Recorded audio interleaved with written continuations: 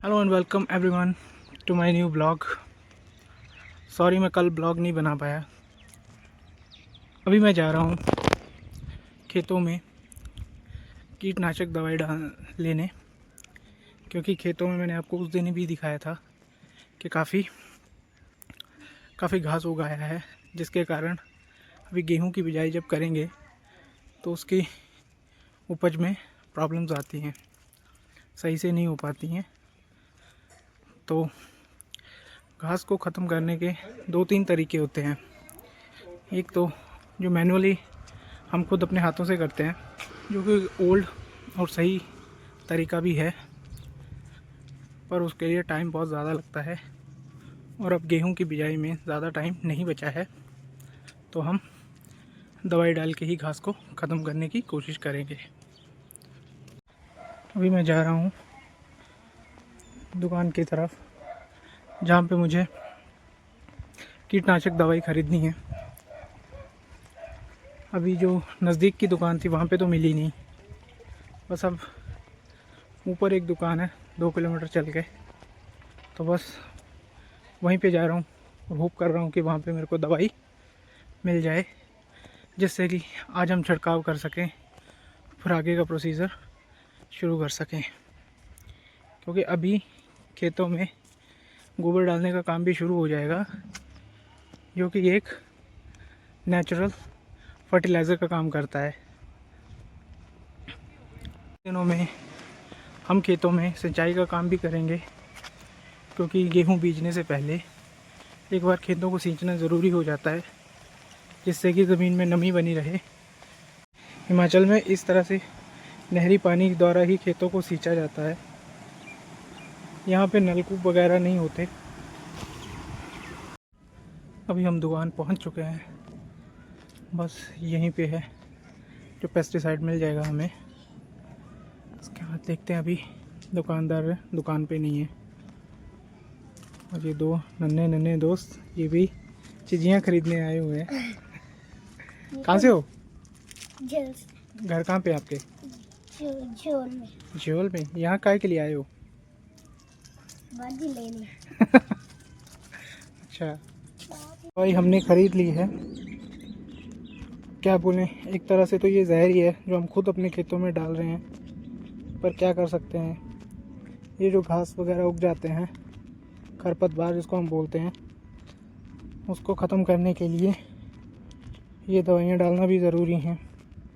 अभी दुकान वाले भैया से मैंने प्रिकॉशन पूछा इसका, तो उन्होंने बताया दवाई डालने के बाद कम से कम 10-12 दिनों तक तो खेतों में वापस नहीं जाना चाहिए, क्योंकि इससे क्या है कि दवाई हमें नुकसान पहुंचा सकती है, क्योंकि हवा के ज़रिए इसका जहर भी इंसानों को नुकसान पहुंचा सकता है। तो इस इतने छोटे से डिब्बे से हम 10-10 लीटर के 2 पंप बना के फिर उसको खेतों में छिड़काव कर सकते हैं। अभी आज करेंगे हम इसका छिड़काव, तो नेक्स्ट और ऑलमोस्ट 10-12 दिन मैं खेतों में वापस नहीं जा सकता। तो देखते हैं कितना फ़ायदा होता है इस दवाई को छिड़काने के बाद, क्योंकि ये मैं फ़र्स्ट टाइम करवा रहा हूँ अपने खेतों में।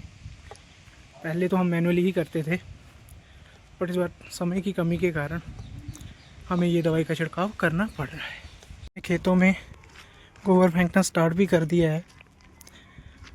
इसको गोबर को फेंकने से ये होता है कि ज़मीन थोड़ी नरम पड़ जाती है और ज़मीन की जो उपजाऊ क्षमता होती है वो काफ़ी हद तक बढ़ जाती है। इससे फिर हम ज़्यादा होगी तो किसान को फ़ायदा होगा। इसीलिए ये जो अपना नेचुरल फर्टिलाइज़र है, ये अपने जो यूरिया खाद वगैरह है उनसे कहीं ज़्यादा फ़ायदेमंद है। पर लोगों ने अभी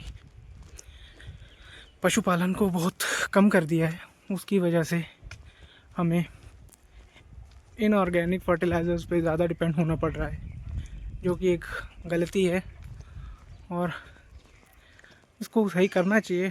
पर अभी वही है कि सबके पास टाइम जितना कम है, उस हिसाब से तो जो चल रहा है वैसे ही करना पड़ेगा। दोस्तों, हम स्प्रे करने वाले हैं और पानी का हमने भर के रख लिया है और भैया उसमें अभी जो पेस्टिसाइड है वो मिला रहे हैं और उसका स्प्रे रेडी करके फिर पूरे खेतों में करेंगे।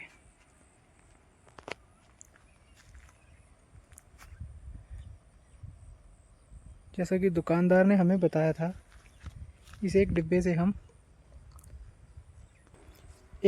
हम 2 पंप रेडी कर सकते हैं, जो कि अभी आप देख रहे हैं। इसको बड़ी ही सावधानी से मिलाना पड़ता है क्योंकि ये काफ़ी पॉइजनस होता है।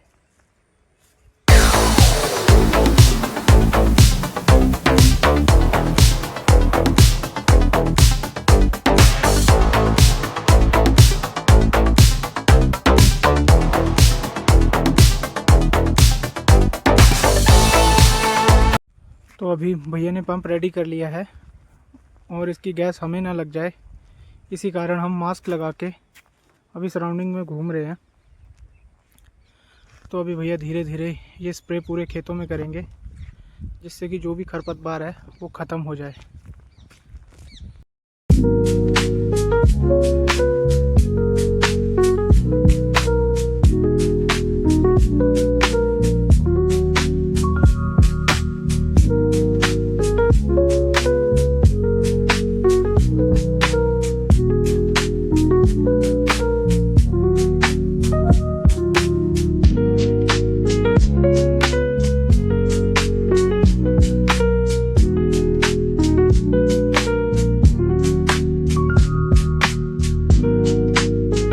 स्प्रे कर रहे हैं खेतों में और दूसरी तरफ मम्मी खेत में क्यारियां लगा रहे हैं। यहाँ पे हम सब्जी वगैरह उगाएंगे। अभी मम्मी ने यहाँ पे लहसुन और कुछ सरसों का साग वगैरह बीजा है। बाकी धीरे धीरे मम्मी लगा रहे हैं और भी सब्जियाँ। हम घर की खेती है, घर की सब्जियाँ खाएंगे इस साल। अब देख सकते हैं भैया भी ऑलमोस्ट अपना काम ख़त्म कर ही चुके हैं।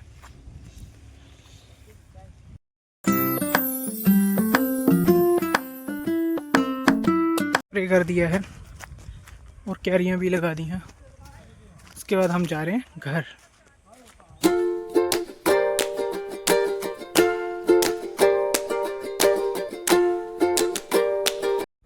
पहुंच गए घर भाई, पहुंच गए घर। अभी घर पे ताला है तो आंगन में ही मज़े किए जाएं। सो अभी खेत का मेजर काम तो हम कर चुके, बस घर के छोटे मोटे काम हैं वो निपटा के नहा धो के फिर चलते हैं खेलने। दोस्तों मैं ग्राउंड गया था बट वहाँ पे कोई नहीं था। आज शायद सारे बिज़ी थे, तो उसी के कारण फिर मैं लॉन्ग वॉक पे चला गया। तो अभी आज का वर्कआउट कंप्लीट किया है और आज काफ़ी थक गया हूँ। तो आज का ब्लॉग यहीं पे ख़त्म कर रहा हूँ। आशा करता हूँ आपको ब्लॉग पसंद आया होगा। Thank you for watching.